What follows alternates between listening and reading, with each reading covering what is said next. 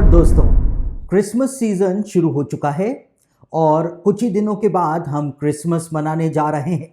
तो आज इस कार्यक्रम के अंदर हम क्रिसमस से संबंधित ही कुछ बातों को जानने और समझने का प्रयास करने जा रहे हैं कि ये क्रिसमस आखिर कहाँ से शुरू हुआ।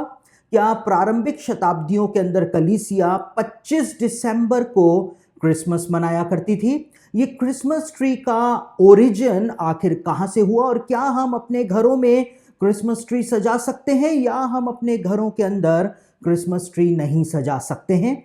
इन सब बातों के ऊपर हम अपना ध्यान आज केंद्रित करने जा रहे हैं। और बीते समय यानी कि 2020 के अंदर हमारे जो स्टूडेंट्स हैं उनको मैंने एक अध्ययन दिया था कि मसीही पर्व जो है यानी कि क्रिसमस, गुड फ्राइडे, लैंट और ईस्टर जो है, रिजरेक्शन डे जो है, उनका ओरिजिन कैसे हुआ था। और उसी अध्ययन में से, उसी स्टडी में से कुछ अंश जो है वो मैं आपको दिखाने जा रहा हूं, जिससे आपको पता चलेगा कि क्रिसमस का ओरिजिन आखिर कहां से हुआ था और क्या राजा कॉन्टेस्टीन ने 325 एडी के अंदर क्रिसमस की स्थापना करी थी या उससे पहले से ही प्रारंभिक शताब्दियों में मसीही कलीसिया 25 दिसंबर को क्रिसमस मनाती हुई आ रही थी।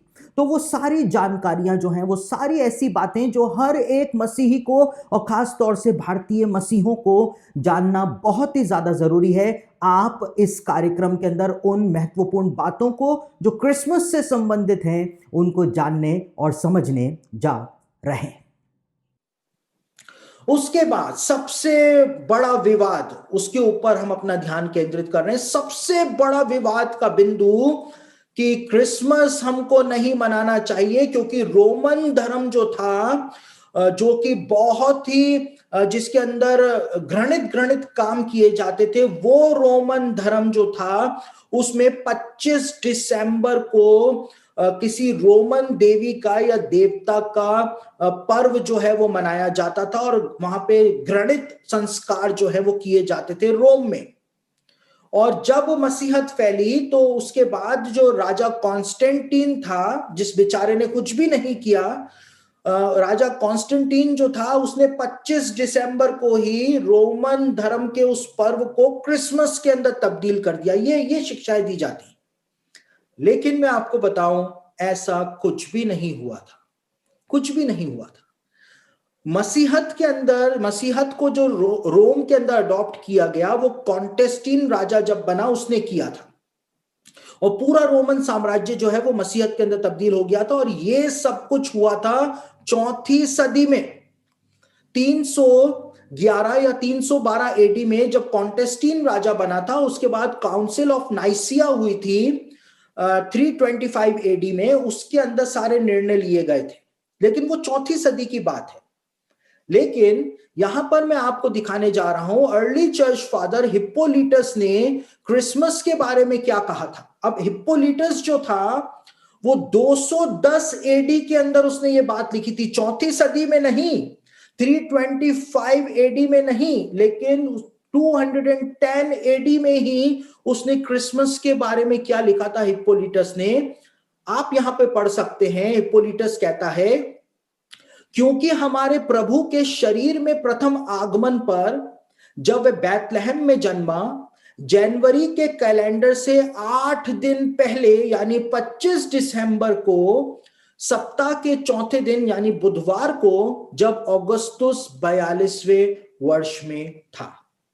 यहां पर हिप्पोलिटस जो कि एक प्रारंभिक कलीसियाई अगुआ हुआ करता था, अर्ली चर्च फादर हुआ करता था, वो इस बात को बोल रहा है, कलीसिया को शिक्षा दे रहा है कि हमारे प्रभु का जन्म बैतलहम में हुआ था। कब हुआ था? जनवरी के कैलेंडर के 8 दिन पहले यानी कि 25 दिसंबर को हमारे प्रभु का जन्म हुआ था। ये कौन कह रहा है?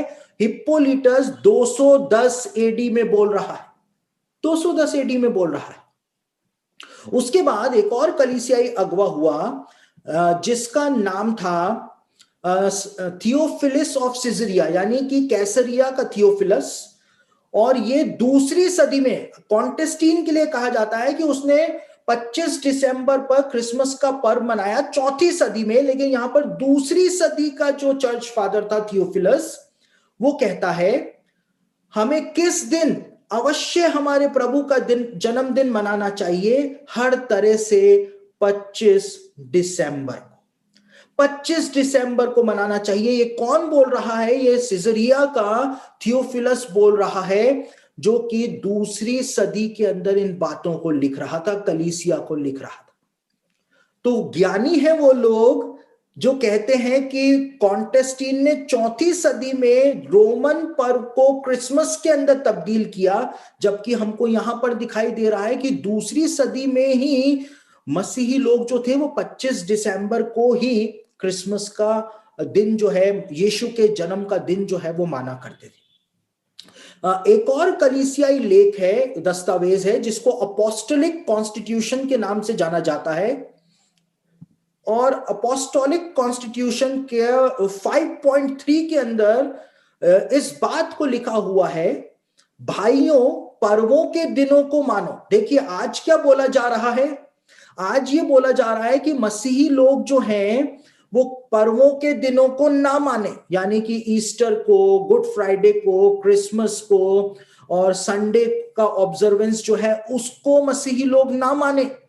लेकिन अपोस्टोलिक कॉन्स्टिट्यूशन यानी कि प्रेरितों का संविधान नामक जो कलीसिया का पुराना लेख है, वो इस बात को बोल रहा है प्रारंभिक कलीसिया को कि भाइयों पर्वों के दिनों को मानो, मानो पर्वों के दिनों को।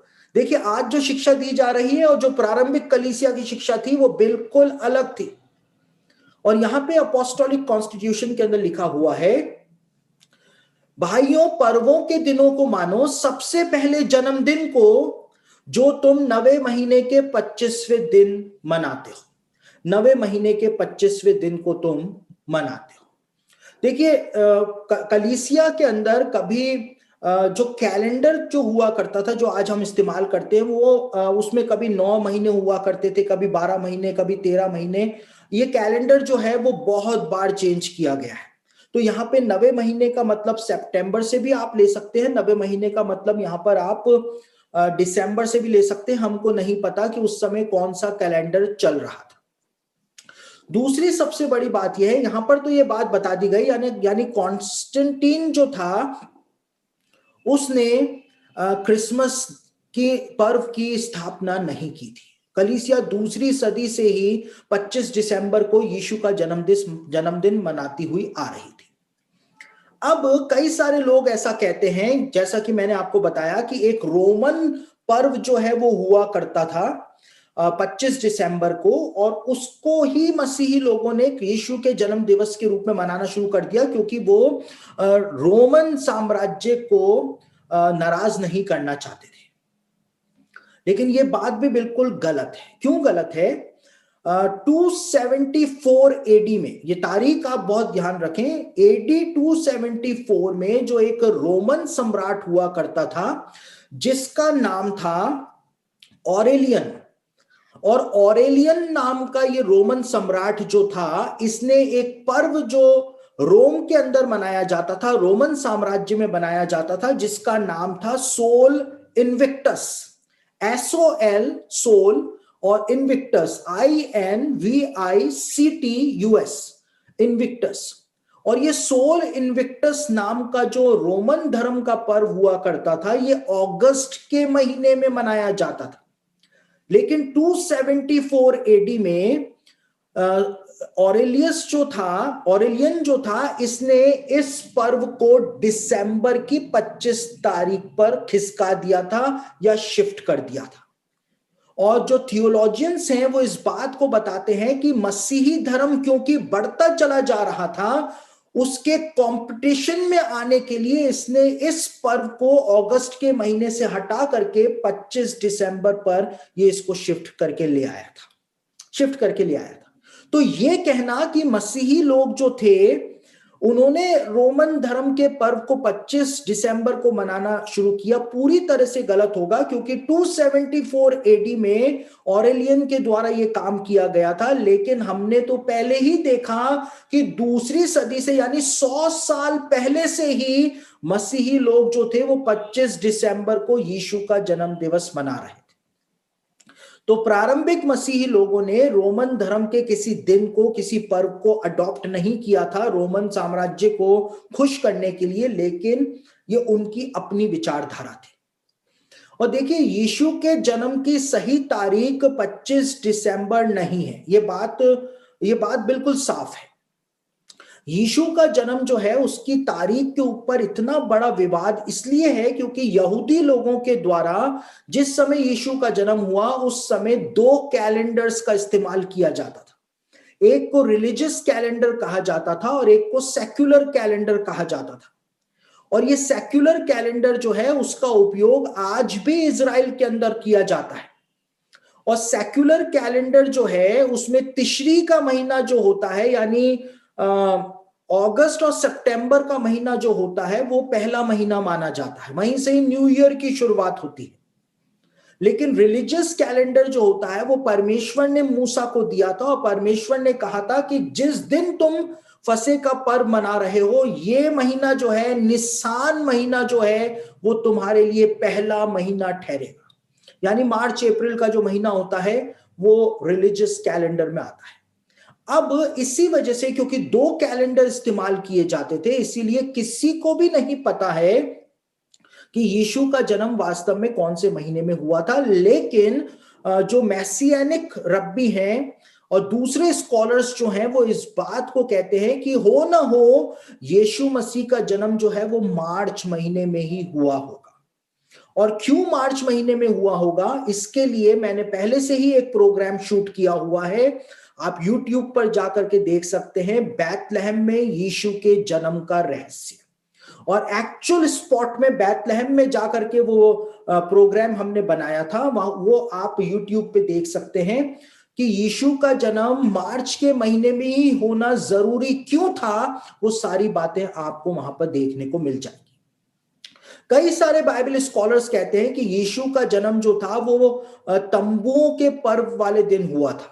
और उनका इस बात को कहने का जो रीजन है वो ये है क्योंकि यूहन्ना रचित सुसमाचार के पहले अध्याय में लिखा हुआ है कि परमेश्वर यीशु के रूप में आया और उसने हमारे साथ डेरा किया, टैबरनैकल विद अस, हमारे साथ उसने डेरा किया।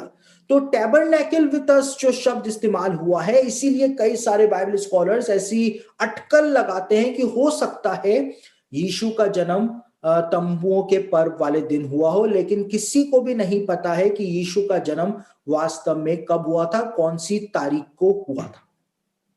और ये परमेश्वर की एक योजना है कि किसी को नहीं पता है यीशु का जन्म कब हुआ था। तो जब आपको जन्म की तिथि नहीं पता तो आप वहां से 2000 साल कभी जोड़ ही नहीं सकते हैं कि 2 दिनों के बाद वो कब आएगा, 2000 सालों के बाद वो कब आएगा, किसी को नहीं पता। लेकिन प्रारंभिक कलीसिया जो है वो 25 दिसंबर को यीशु का जन्म दिवस मनाया करती थी, बिना किसी कंट्रोवर्सी के, बिना किसी विवाद के। समझ रहे? तो जो लोग सम्राट कॉन्टेस्टीन के ऊपर ये सारा आरोप मढ़ते हैं कि उसने रोमन धर्म के एक पर्व को क्रिसमस में तब्दील कर दिया, वो पूरी तरह से गलत बात है। उसके बाद कई सारे लोग इस बात को भी कहते हैं कि क्रिसमस का पर्व जो है वो मसीही लोगों को नहीं मनाना चाहिए, क्योंकि बैबिलोनियन धर्म के अंदर एक देवता हुआ करता था जिसका नाम था तम्मूज। और तम्मूज के जो मानने वाले थे वो उसकी उपासना पेड़ सजा करके किया करते थे, और वो सारे रिचुअल्स जो क्रिसमस पे मनाए जाते हैं वो किया करते थे। देखिए, तम्मूज नाम का देवता जो था, इसका जिक्र जो है वो बाइबल में सिर्फ एक बार किया गया है। यहेजकेल की पुस्तक उसका 8 अध्याय 13 और 14 वचन में इसका जिक्र किया गया है। यहेजकेल की पुस्तक 8 अध्याय 13 और 14 वचन में तम्मूज का सिर्फ एक बार जिक्र किया गया है। अब क्या क्रिसमस ट्री और क्रिसमस का कनेक्शन तम्मूज के साथ पाया जाता है। क्या ये बात सही है? तो मैं आपको ये बात बताऊं कि कोई भी ऐसा डॉक्यूमेंट्री फैक्ट, हिस्टोरिकल फैक्ट मौजूद नहीं है जो तम्मूज का कनेक्शन क्रिसमस ट्री के साथ और क्रिसमस के साथ बताता। यहां तक कि तम्मूज से संबंधित, तम्मूज से रिलेटेड जितने भी रिचुअल्स बेबीलोनियन धर्म के अंदर किए जाते थे, वो यहां तक कि तम्मूज के लिए जो उपवास रखा जाता था, तम्मूज के लिए महिलाओं के द्वारा जो विलाप किया जाता था, वो सारे के सारे रिचुअल्स जो किए जाते थे वो जून के महीने में किए जाते थे, दिसंबर के महीने में नहीं किए जाते थे। तो फिर कैसे तम्मूज के बर्थडे को यीशु के बर्थडे के अंदर तब्दील किया जा सकता था? यहीं पर ही आकर के बात जो है वो हमारे लिए साफ हो जाती है कि एक भी रिचुअल दिसंबर में फॉलो नहीं किया जाता था बेबीलोन में, वो सब के सब जून के महीने में फॉलो किए जाते थे। यहूदी कैलेंडर के अंदर जब यहूदी लोग बेबीलोन की गुलामी से वापस आए तो उन्होंने एक महीना जो था अपने कैलेंडर का, उसका नाम उन्होंने तम्मूज रख दिया था, और वो तम्मूज महीना भी जून के महीने में पड़ता है, दिसंबर के महीने में नहीं पड़ता है हिब्रू कैलेंडर में। उसके बाद ये क्रिसमस ट्री जो है, इसको लेकर के भी आज बहुत बवाल मचाया जा रहा है, मसीही लोगों को भ्रमित करने का काम किया जा रहा है। क्रिसमस ट्री जो है, इसका उद्भव 7th सेंचुरी में हुआ था जर्मनी में। 7th सेंचुरी, प्रारंभिक कलीसिया का क्रिसमस ट्री से कोई लेना देना नहीं था, लेकिन 7th सेंचुरी में जर्मनी के अंदर एक बेनेडिक्टीन मॉन्क थे, सन्यासी थे, जिनका नाम था बॉनीफेस। और बॉनीफेस जो थे, उन्होंने एक फिर ट्री जो होता है, एक एवरग्रीन ट्री जो होता है, उसका उपयोग किया था ताकि वो लोगों को त्रिएकता, परमेश्वर की ट्रिनिटी जो है उसके बारे में सिखा सके, उसके बारे में बता सके। और बेनेडिक्टिन मॉन्क जो थे, जिनको बॉनीफेस के नाम से जाना जाता था, वो इस प्रकार का एक एवरग्रीन पेड़ जो हुआ करता था, वो परमेश्वर की ट्रिनिटी को बताने के लिए उसका उपयोग किया करते थे। और आज भी यूरोप के अंदर कई सारी जगहों पे क्रिसमस ट्री जो है वो इसी आकार में सजाया जाता है, क्योंकि बॉनीफेस जो थे वो इसका उपयोग करते थे। अब जब जर्मनी एक मसीही देश बन गया तो जर्मनी के अंदर ये एवरग्रीन पेड़ को सजाने का, क्रिसमस के समय सजाने की एक परंपरा बन गई। क्यों बन गई? क्योंकि बेनेडिक्टीन मॉन्क जो थे बॉनीफेस, वो इसका उपयोग किया करते थे। उसके बाद 14वीं सदी तक आते आते जर्मनी के अंदर क्रिसमस के समय जो नाटक किए जाते थे, क्रिसमस के नाटक जो किए जाते थे, उन नाटकों के अंदर ड्रामा या स्किट, जब प्ले जो होते हैं, उसके अंदर जीवन के पेड़ को भी इंक्लूड किया जाने लगा। और जीवन के पेड़ को दर्शाने के लिए यही एवरग्रीन पेड़ जो है, जिसको बॉनीफेस के द्वारा इस्तेमाल किया गया था, उसी को उन्होंने क्रिसमस के नाटकों के अंदर उपयोग करना शुरू कर दिया। और ऐसा भी माना जाता है कि, और ये जो जर्मनी के अंदर जो 14वीं सदी तक आते आते ये क्रिसमस ट्री इस्तेमाल किया जाता था, एवरग्रीन पेड़, इसके ऊपर लाल एप्पल सजाए जाते थे, लाल एप्पल सजाए जाते थे ताकि वो अच्छा डेकोरेटिव दिखे और जीवन का पेड़ और जीवन का फल का प्रतीक वो वहां पर दिख सके। ऐसा भी माना जाता है, बताया जाता है, ऐसी भी मान्यता है कि मार्टिन लूथर जो थे, उन्होंने सबसे पहले क्रिसमस ट्री को कैंडल्स से डेकोरेट करना शुरू किया था। जो आज हम लाइटिंग करते हैं क्रिसमस ट्री के ऊपर, वैसी लाइटिंग्स जो थी वो कैंडल्स के द्वारा सबसे पहले मार्टिन लूथर ने करनी शुरू करी थी, ऐसा बताया जाता है थियोलॉजियंस के द्वारा। लेकिन अब सवाल यही आता है कि क्या, कई सारे लोग कहते हैं कि क्रिसमस ट्री जो है उसका कनेक्शन अशेरा ट्री के साथ पाया जाता है, अशेरा के जो पेड़ होते हैं उसके साथ पाया जाता है, क्योंकि अशेरा की मूर्तें जो हुआ करती थी वो भी पेड़ों के ऊपर ही सजाई जाती थी। तो मसीही लोगों ने अशेरा ट्री को क्रिसमस ट्री के रूप में अडॉप्ट कर लिया, लेकिन ये मान्यता भी पूरी तरह से गलत है। और क्यों गलत है? क्योंकि यहूदियों का जो कमेंट्री है, ग्रंथ है, जिसको मिशना के नाम से जाना जाता है, उस मिशना के अंदर एक सेक्शन है जिसको अवोधा जारा के नाम से जाना जाता है। और ये अवोधा जारा का 3.7 के अंदर अशेरा ट्री के बारे में बताया हुआ है कि अशेरा ट्री वास्तव में हुआ क्या करता था। देखिए, अशेरा देवी के लिए जो पेड़ लगाए जाते थे, इसीलिए परमेश्वर ने बाइबल में कहा है कि तूने तो हर हरे पेड़ के नीचे व्यभिचार किया। परमेश्वर के कहने का मतलब था कि इजरायली लोग जो थे वो अशेरा की उपासना हर हरे पेड़ के नीचे किया करते थे। अशेरा का जो पेड़ हुआ करते थे उसकी तस्वीर में आपको दिखाता हूं कि किस प्रकार के अशेरा के पेड़ जो है वो हुआ करते थे। आप यहां पर देख सकते हैं, ये अशेरा ट्री जो है आपको दिखाई देगा। यहां पर अशेरा के पेड़ जो हैं वो इस प्रकार से लगाए जाते थे कि पेड़ जो हैं वो आपस में जुड़ जाएं और एक मंदिर के समान जो है वो पेड़ दिखाई देना शुरू हो जाए। और उन पेड़ों के नीचे अशेरा देवी की मूर्ति जो है वो लगाई जाती थी। और इस प्रकार से अशेरा देवी की उपासना जो है वो पेड़ के नीचे की जाती थी। लेकिन अशेरा ट्री का क्रिसमस ट्री के साथ कोई भी कनेक्शन आपको देखने को नहीं मिलेगा। क्यों नहीं देखने को मिलेगा? क्योंकि क्रिसमस ट्री जो है उसको उपासना करने के लिए या उसकी पूजा करने के लिए मसीही लोग घरों के अंदर नहीं सजाते। दूसरी बात यह है कि क्रिसमस ट्री के नीचे किसी भी पैगन मूर्ति की स्थापना मसीही लोग नहीं करते हैं कि उसको दंडवत करें। साथ ही क्रिसमस ट्री को मसीही लोग दंडवत करने के लिए भी या उसको परमेश्वर के बराबर स्थान देने के लिए भी घर में नहीं सजाते हैं। क्रिसमस ट्री को सिर्फ जीवन के पेड़ के प्रतीक के रूप में घरों के अंदर, कलीसियाओं के अंदर मसीहों के द्वारा सजाया जाता है। तो आप देखिए, यदि हमारे पास सही शिक्षा नहीं है तो हम किस प्रकार से हर एक बात को लेकर के भ्रमित हो जाएंगे। यह हमारे मसीही धर्म के ट्रेडिशंस हैं जिनको झुटलाया जा रहा है, जिनको गलत साबित किया जा रहा है। और मैंने एक संदेश के अंदर पहले ही इस बात को आपको कहा था कि स्पिरिट ऑफ एंटी क्राइस्ट वही काम आज कर रही है जो फ्यूचर के अंदर एंटी क्राइस्ट आकर के करेगा। एंटी क्राइस्ट जो काम फ्यूचर में आके करेगा, उसकी स्पिरिट जो है वो आज ही इस सारे काम को कर रही है, पूरी तैयारी कर रही है।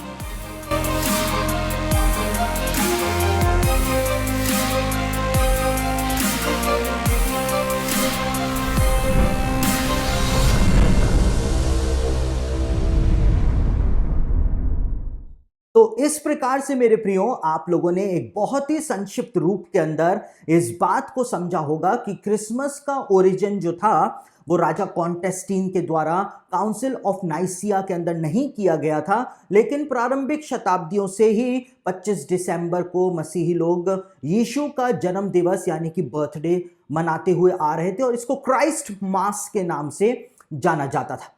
तो आपने देखा कि जिस प्रकार से इस बात को बताया जाता है कि क्रिसमस एक पैगन फेस्टिवल है और पैगन रिलीजन से क्रिसमस को क्रिश्चियनिटी के अंदर अडॉप्ट किया गया है, उसकी कोई बुनियादी बात जो है वो हमको देखने को नहीं मिलती है, कोई बुनियादी ढांचा हमारे सामने नहीं आता है। और बाइबल के थियोलॉजियंस इस बात को सिरे से खारिज कर देते हैं कि क्रिश्चियनिटी के अंदर क्रिसमस को पैगन रिलीजन से अडॉप्ट किया गया था। तो आज इस कार्यक्रम के अंदर इतना ही। अगली कड़ी में एक बार फिर से आपसे मुलाकात होगी।